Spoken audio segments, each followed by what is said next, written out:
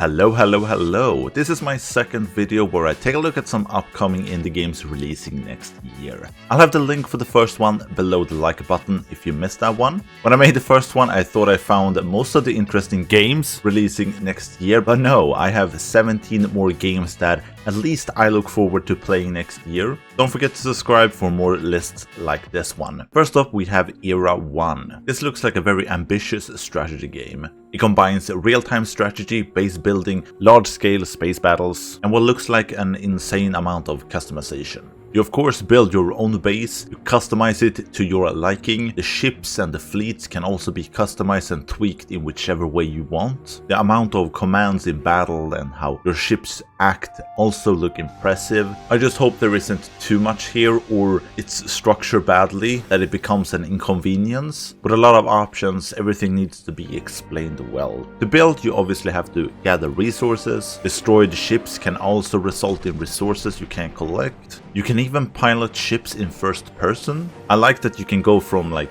a cockpit view to large scale battles on a galactic level. The game has a main story but also supports co-op and PvP both online and via LAN. To me the game looks very impressive, I just hope it can deliver on all it tries to be. Developed by Team Complex. Next up is Deer and Boy. Here you follow a young boy after a tragedy decides to escape his own fate of reality. During his travels, he meets a little deer that you will tame and it will become your companion. Throughout the story, the deer will help you out and grow as you, the boy, grows up as well. This is a story-driven platformer with some puzzle solving, and the focus on the game lies on the relationship between the boy and the deer, obviously. I really like the style of the game, very pleasant and cozy, and I just can't wait to see how this game will unfold. Developed by Lifeline Games. Next up is Ending Tao, which is an action roguelite. I really like the style of this game, it reminds me a lot of Children of Morta. The game is inspired by Native American folklore and revolves around curses and saving your village. You're also the only one that can resist these curses. The curses also morph your body and grants you different abilities that will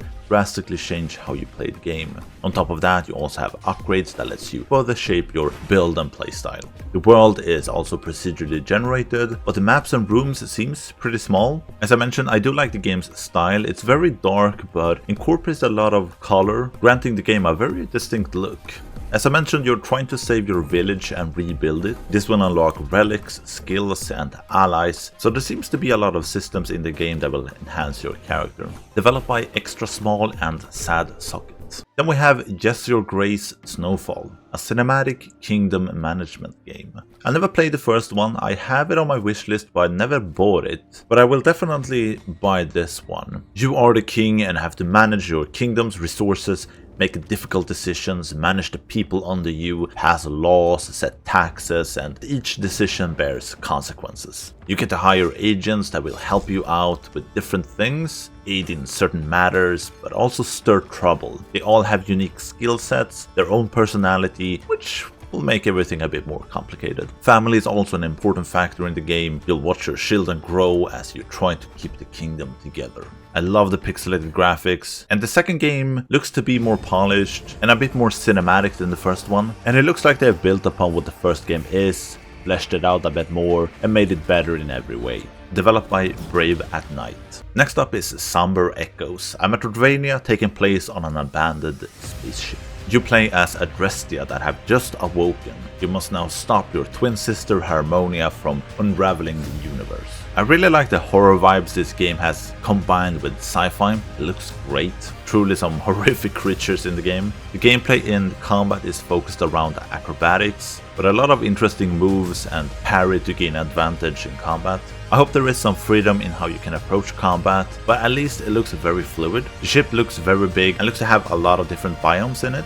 I usually don't play a lot of Metroidvanias, but I really like the setting for this game and I'm getting some Metroid vibes from it. Developed by Rock Pocket Games and Lav Games. Next up is Warside. And I mean, this is as close to the old Advance Wars games as you can get. Warside is a turn-based tactics game where one army is battling another. The The game will feature a single-player campaign with over 30 missions. The game will support all types of co-op and PvP play, local, remote, and online, which is nice to see. There are 12 commanders and 25 different unit types in the game, and I mean, some of the units look exactly like the old Advance Wars games units. It's insane. I do spot at least one new unit that I haven't seen before, some kind of bulldozer. And in tactics fashion, you will be able to fight on land, water, and in the air. There seems to be some factions in the game as well, with some specific units to each faction and mechanics. So looking forward to see how that works. There is of course a map editor, love this, always fun to create your own maps in these types of games. Developed by Lavabird. Then we have Reality Break, an action RPG roguelite in space. You play a mercenary who becomes imbued with the power to alter reality. And the story will revolve around you figuring out why, the evil forces connected to this, and the fact that reality is starting to shatter. I really like the idea of this game, that it is an action RPG, but also a top-down space shooter. Like Everspace comes kinda close to this, but that's still like a third person. This feels a bit more arcadey, and as it is an ARPG, there is a ton of loot to find and equip on your ship. You will be able to enhance and upgrade these parts as well, unlock new abilities. There seems to be a lot of flexibility. As the game is all about altering reality, you can reset your own timeline, which will affect a lot of things in the game. You will also get reality points which you can spend on talents, and this is kind of the meta progression of the game. I really like what this game is trying to do with combining an action RPG with resetting your progression like a roguelite to gain advantages, talents, and introduce new elements into the game because of your progression. And this combined with a space shooter is really interesting to me. I just hope it's well balanced and works as expected. Developed by Element Games. Next up is Silly Polly Beast, a story-driven action-adventure where you play as Polly as she escapes from a nightmarish shelter. Unfortunately, she instead finds herself trapped in the underworld. I like how the game plays with angles. You will be playing this from a lot of different angles. I get some old-school Resident Evil vibes from it. I hope the game can tell an interesting story here. There seems to be an element where you have a demon inside of you and struggle to control it. There are realms to explore, and the game seems to blend exploration with battle sequences. She's got a skateboard on her back and it looks like a melee weapon in combat. I hope you can use it to get around as well. But there seems to be a few different weapons and there are powerful spells in the game as well. Looks very promising to me, developed by Angie. Then we have Remnant Protocol, a space flight sim with some strategy elements baked in. The Blessed Mother has been assassinated and the usurpers now rule with absolute authority. The game will take place a few generations after this, as you take command over a force still trying to wage a guerrilla war against the usurpers to free the galaxy. It's been a long time since I played a flight sim, and this one got me really excited. I love that the game is on a galactic scale with battles in space as well. The campaign in the game will have procedurally generated missions and a narrative that adapts to it and your decisions. There are many factions in the game that are trying to gain power that you will have to deal with. You'll also have a base of operations where you have to manage resources, personnel, and you're going to be limited in how and where to use them, whether to use them in operations, research, ship construction, espionage, recruitment, and more. I like the look of the dogfighting. I hope there are a lot of options when it comes to the crafts and weapons. Hopefully the game isn't too hard but have enough depth so you can do some crazy shit. Developed by Progenitor Game Studios. Next up is Miu Memories in Orbit. This is a Metroidvania set on a spaceship. Yeah, both the Metroidvanias in my list are set on a spaceship. I think I like sci-fi. The enormous arc that is the spaceship in this game have gone dark, and the AI that is supposed to be the caretaker have ceased to function. You now have to uncover the truth of what actually happened to the ship and save it and its residents from oblivion. I love the game's art style. It looks like it could be like a layer on top of all the 3D objects, but it looks really cool and gives the game a unique look. You aren't completely alone in the game. Thankfully, there are damaged robots that you can repair and will help you on your journey. As it is a Metroidvania, there are of course abilities to obtain and help you progress, like a grappling hook, gliding, wall climbing. You are also able to scavenge enemies for components to increase your fighting skills and transform you. Developed by Deus Diximes, I hope I pronounced that correctly. Then we have The Wandering Village. This one will drop into 1.0 next year. It's been around for a while, it dropped into early access 2 years ago. I've played a demo for this some time ago, might even have been like a year ago, and I really liked it. It's a city builder played on top of a giant that is wandering a post-apocalyptic world contaminated by poisonous plants. The goal here is to build a functioning and thriving village, and that means in symbiose with the giant, or as a parasite. There are big research trees in order to get new buildings and progress your village. As the giant wanders, you'll face obstacles and merciless weather throughout many different biomes. The big threat is also the poisonous spores and plants that you'll have to deal with. To me, it's a very pleasant game with a cool twist to it, being that you live on the back of a giant creature as it wanders the world. Developed by Stray Fawn Studio. Next up is The Precinct, an action sandbox game where you are a police officer. You play as Nick Cordell Jr. as he is fresh out of the academy, trying to solve the murder of his father and clean up the streets of Averno City. The game takes place in the 1980s and looks great. I really like the visuals. I'm kind of interested in how this game will be structured, if you're free to do whatever you want and go to the story missions whenever you feel like it. But the game will have car chases, you will investigate gang activity, the game has destruction in it, but you will be able to explore. I just don't know how that will be structured. I do also wonder a bit about the gunfights, if it's like a twin stick shooter or something else. This is a single player game, but it has a support system as you are a cop, so you will be able to call in backup, and I'm assuming there are different types of backup as well. But as I mentioned, I do like the visuals and kind of the zoomed out perspective, and hopefully it's as fun as it looks. Developed by Fallen Tree Games. Then I have a few games that are a bit bigger in size that I expect a bit more from. These are not AAA games, but the studios are a bit bigger, around 40 to 70 people, at least from what I can find. Not really indie, or I guess that depends on your definition, but I wanted to include them. First up is 33 Immortals. This one was supposed to enter early access this year, but has been delayed to next year. Quite a unique game, a roguelite where 33 people play together. You play as damned souls that rebel against God's final judgment.